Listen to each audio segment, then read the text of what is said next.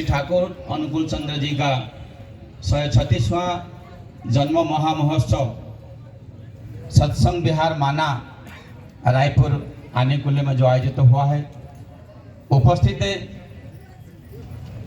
सम्मानास्पद परिचालक महोदय, वरण्य श्री ठाकुर जी का पुंज पदाधारी कर्मी मंडली, गुरु भ्रातागण, कल्याणमयी मातृमंडली, साधु सज्जना मंडली, समस्त को मेरा आंतरिक जय गुरु।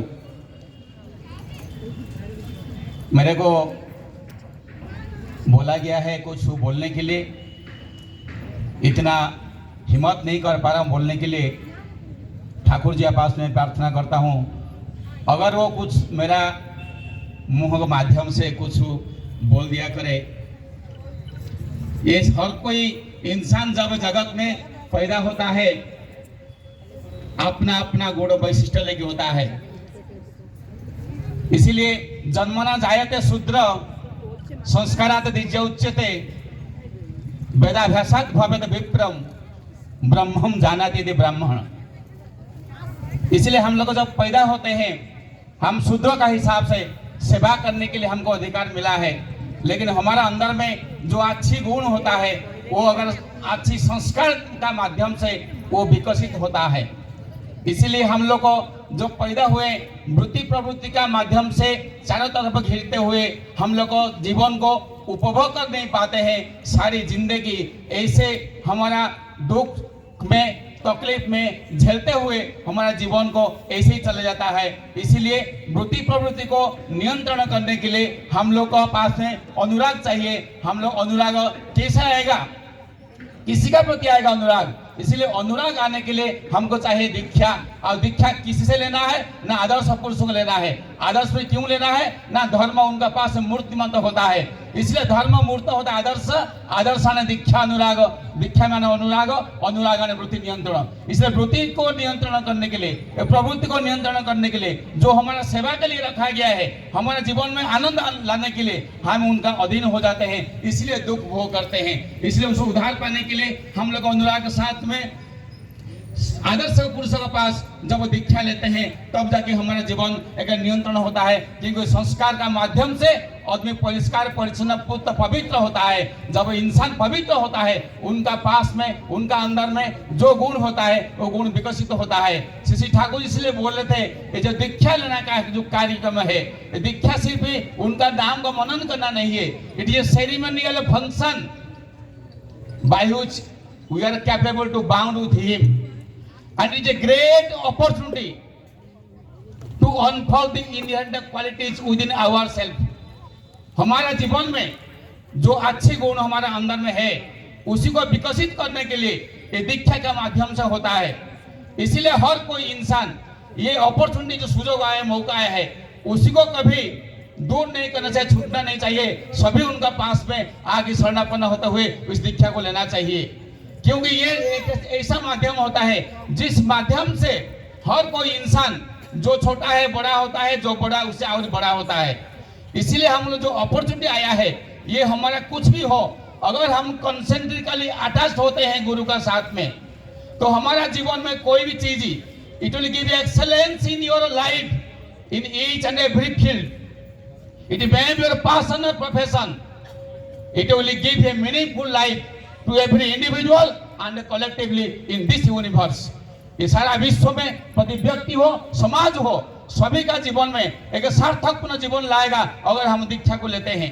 ये दीक्षा को धार्मिक अनुष्ठान में सब कोई बोलते हैं, लेकिन कोई भी घटना, कोई भी दुर्घटना अगर समाज में होता है उसका पीछे में कोई कारण होता है। ये कारण को जो खोज के निकालता है इसी को बोलते हैं आध्यात्मिकता।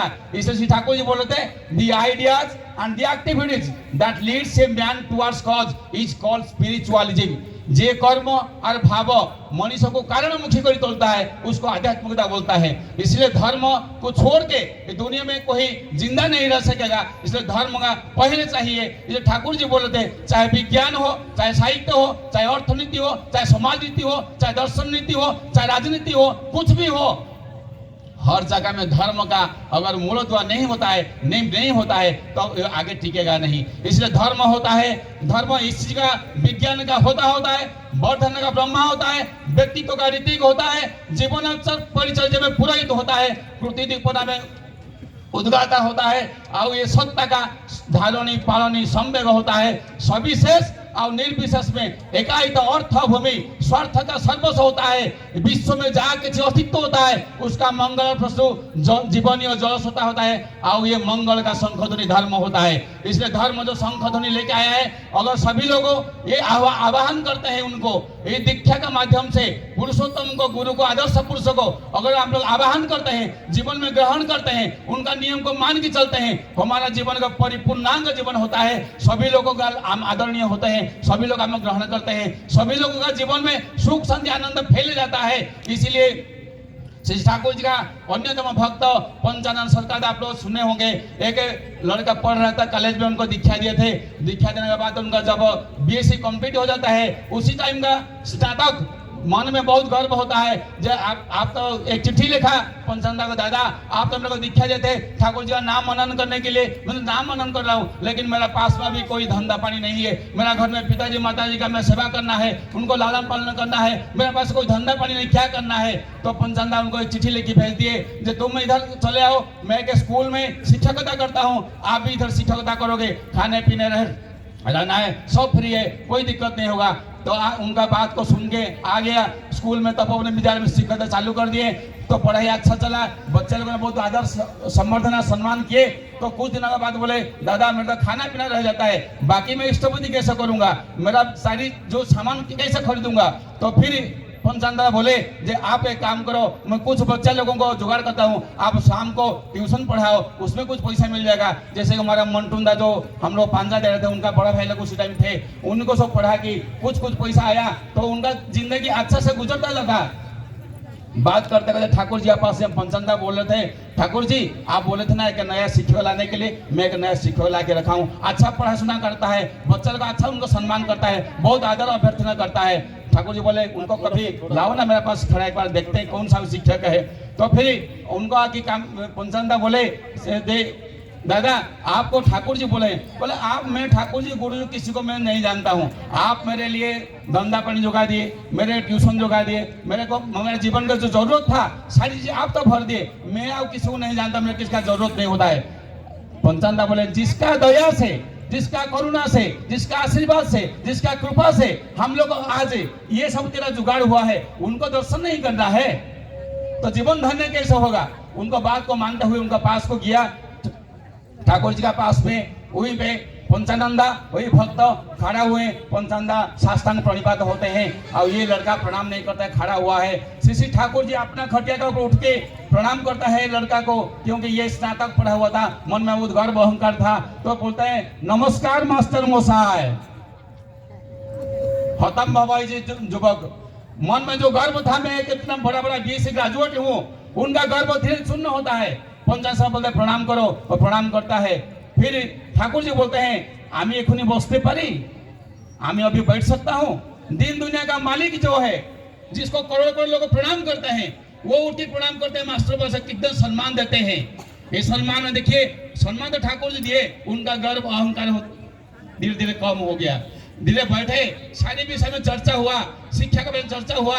ये लेखापढ़ा में दीक्षा ले शिक्षा कहना, अभ्यास व्यवहार सहज ज्ञान न शिक्षा होना। जो सहज ज्ञान बोलते हैं, जो जनरल नॉलेज बोलते हैं, ये व्यावहारिक ज्ञान जो बोलते हैं, उसका बारे में बताएं। कभी कभी बच्चे लोग को पढ़ाने से आप मार्केट बाजार लेके चले जाओगे, वहीं पर दिखाओगे कैसे तोलता है सामान, कैसे किताब को उनका दिखाते हैं, नया कपड़ा कैसे लाते हैं, कपड़ा कैसे सजा के रखते हैं, सारी चीज बताना पड़ता है। प्रैक्टिकल चीज बताना है, घर झाड़ू कैसे करना है, किताब को सजा कैसे रखना है, ये सारी बताते हुए। तो बीच में उनका ध्यान में आया वो भक्त का, शिक्षक का, तो बीच में बच्चे लोग को मार्केट लेके जाना है, वहीं पे सारी चीज बताना है। तो मार्केट गए थे, मार्केट जाके कैसे जिन तौल के लाए, कुछ सामान खरीद के आते आते समय होते जा रहा है, शाम 7:30 बज रहा है। श्री ठाकुर जी का पूर्ववर्ती पुरुषोत्तम श्री रामकृष्ण देव का सत्संग हो रहा था। सत्संग में थोड़ा बैठ के बच्चा लोग बोले, अच्छा भजन कितना है, अब शिक्षक महाराज सामने थोड़ा बैठ जाते हैं, ठीक है बैठ जाओ। आधा घंटा में सत्संग खत्म हुआ। सत्संग खत्म होने के बाद सभी लोग को प्रसाद दिया गया तो शिक्षक महाशय चलो चलते हैं, तो बच्चा बोलते नहीं अभी प्रसाद दिया जाएगा, तो खड़ा हो जाइए। तो सभी लोगों को पंडित जी प्रसाद ला सबको दिए।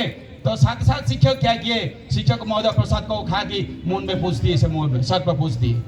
बच्चा लोग हाथ में पकड़े हुए हैं। शिक्षक को बोले चले अभी चलते हैं, टाइम हो गया, सब चले। बच्चा लोग हाथ में पकड़े हुए हैं। आगे में आएगा जो सत्संग नगर का रेल का पटरी, वहीं पे खड़े, थोड़ा अंधारा था, अभी तो सब ठीक ठाक हो गया। तो उन्हीं में पूछ रहे क्या हुआ बच्चा लोग को, अब हाथ में क्यों पकड़े हुए? कला हमें बाप पकड़े, खाने के लिए मन नहीं करे। क्यों? ठाकुर जी का प्रसाद सबको खाना चाहिए, मेरे को तो दिया, मैं तो खा लिया, मैं खा के सर पे हाथ पूछ दिया, तो आप लोग क्यों नहीं खा रहे? नहीं इसलिए नहीं खाने मन नहीं कर रहा है कि जो पंडित ने प्रसाद दिया, हम देखा हूँ जहाँ बैठा हुआ था, भजन कितना हो रहा था, वहीं पे सब लोग बैठे थे, वो हाथ नहीं धोया है। तो हाथ नहीं धोया तो क्या हुआ? ना ये सदाचार नहीं है, तो सदाचार नहीं, परिष्कार नहीं है। हम उनका प्रसाद खाने का मन नहीं करे, खाना तो खाओ नहीं तो फीको को आगे चलो, आगे चले। रात में सो नहीं पाया। जो ये क्या परिष्कार परिच्छन सदाचार चीज है जो बच्चे लोगों के दिमाग में है, जो इतना बड़ा शिक्षा मेरा दिमाग में नहीं आया। तो रात भर सो नहीं पाया, सबरे पंचंदा बोला, पंचंदा ये चीज क्या है? ना ठाकुर जी को पूछते हैं, मैं कैसे समझाऊं? ठाकुर जी पास गए, ठाकुर जी उनको शांत भाव से समझाए। ये बच्चे लोगों का दिमाग में सूक्ष्म सदाचार संपन्न बुद्धि कैसे आया? तो ठाकुर जी उनको समझाए, जी देखो जो बच्चा लोगों ने ये सदाचार संपन्न आया, आप जरूर देखे होंगे उनका माता लोगों ने दीक्षा लेगी, जजन करते होंगे। इसको आप विश्लेषण कर सकते हो।